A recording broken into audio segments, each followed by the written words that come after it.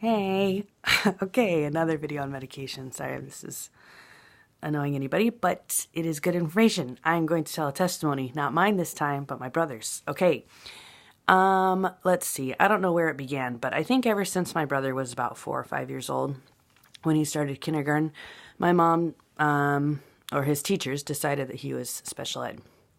I am very anti-special ed. I think that there are some cases, but I think for the most part that it just isn't a correct diagnosis.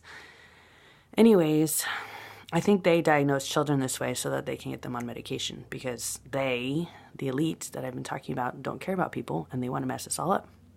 Anyways, I know that sounds crazy, but it's true. And okay, so he was diagnosed special ed. They said he had a hard time paying attention. I think he just had a bad teacher. And anyway, so I don't know when exactly his medication started, but at some point he was put on ADD medication. I think it was Ritalin. And I think that that messed his brain up even more and that made it even harder for him to focus in school. Of course, the lie that they tell you is that this will turn your kid into a straight A student, I guess, but it didn't. He ended up dropping out of high school. I think he quit his junior year. And he just had a lot of behavior issues. And I know partly it was because of my dad, because, my dad molested me when I was a kid, and then my parents got divorced. So I think that's also partly why my brother had behavior problems. But I think a big part of it was also the Ritalin that he was on.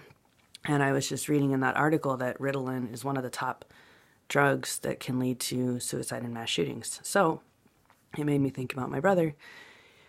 After the Columbine shootings, my brother decided to wear a trench coat. It was like a long black trench coat. And I don't know, I guess he just wanted to scare people. And so keep in mind he was on this Ritalin, or I think it was Ritalin. It might have been some other drug for ADD. Anyways, and then he decided to spray paint some squirt guns and take them to school and scare people because I think he was bullied because he was really skinny. I think he always had a hard time eating or liking food. But I think when people are really skinny, that can be a sign of demonic possession. My brother didn't seem possessed like you see in horror movies, but I think he was oppressed, which is what Christians like to say to make it sound not quite so scary. But I guess there's possession and oppression. But I think really it just depends on how many demons are in or around a person. Anyways, so in our little town of Blair, Nebraska, my brother's nickname was literally Psycho. Everybody called him Psycho. And then when they would see me, they'd be like, "Oh, you're Psycho's sister." I'd be like, "Yeah."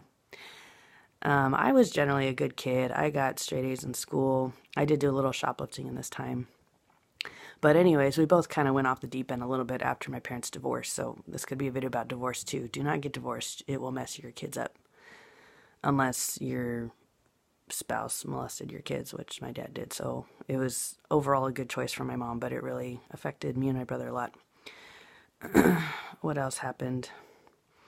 So my brother dropped out of high school, and then when we were at church one day, he was drawing pictures on a whiteboard of all the different ways to commit suicide, which he got from TV, some TV show that my mom let him watch. It was Dead Man Walking on Campus, or it was a movie. He was also into Marilyn Manson, so I think music is really, really key. Parents need to really regulate what kind of music they let their kids listen to, and I still kind of have anger at my mom about this, just for her being so negligent of my brother and not monitoring him. She made him go to church, but he could listen to whatever he wanted for whatever reason. I guess she didn't realize how powerful music can be on the human psyche. But Marilyn Manson, you talk about the craziest thing a person could listen to, that would be it. So, what else? My brother would burn candles in his room.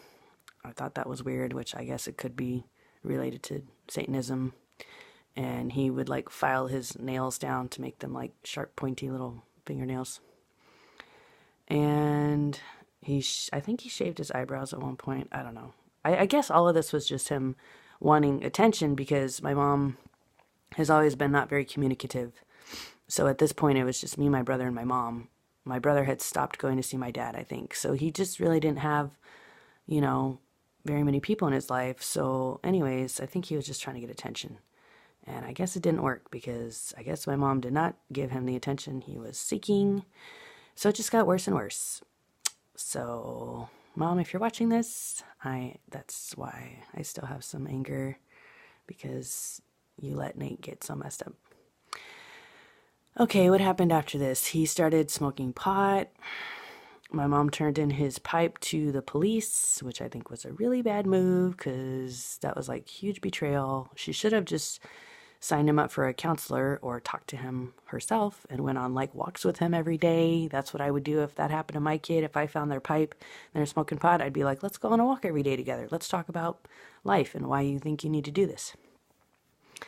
Anyways, so she turned that in. Then she literally proceeded to have him committed to a mental health facility, which I thought was really crazy. And then from there, he ended up being homeless. And I feel really bad about this whole thing. I was younger. I was only like 10 at the time. Well, I guess I was 13 and my brother was 17. So I couldn't do anything about it. But he became homeless in Omaha, Nebraska for about 2 years, I think, or a year. He was sleeping on park benches. Then he got in with the wrong crowd, and, you know, all of his friends were primarily druggies for a long time. But at least he had people to live with then. And then he went on tour following the Grateful Dead and came out to California, where me and my mom were. We had moved out to California to be by her parents. And then he straightened up. He let me cut his hair. He had dreadlocks at the time. He let me cut them off. And then he started going to church with us, praise God. And he really turned his life around for the better. So God can save anybody and God can set anybody free. So I've seen that with my brother. And he committed his life to God. He stood up in a church service and said, I believe, at Mariners in Irvine. I love that church. And so thank you, Mariners, for convincing Nate to believe in God. But he was also baptized when he was about 12, I guess. That was before we moved to Nebraska, before my parents divorced. So, but then all that other stuff happened. What else? He would sneak out at night and steal my mom's car.